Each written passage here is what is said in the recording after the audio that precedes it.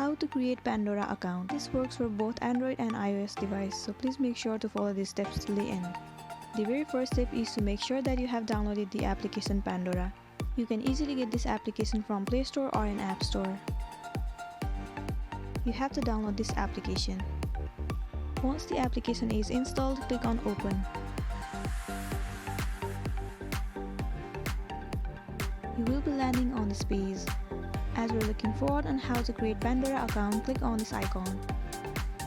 It will take you to the page where you can create your account.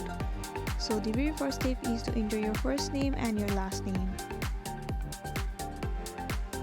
And then enter the email address that you use frequently. After you are done entering your email address, you need to create one password for your Pandora account. And then re-enter the password that you have just created. And then click on this icon to make sure that you are over 16 years old. And now click on Submit. There you go, your Pandora account has been created successfully. Now you can modify or edit your account by filling these options. Well, this much for today, and this was the tutorial video on how to create Pandora account.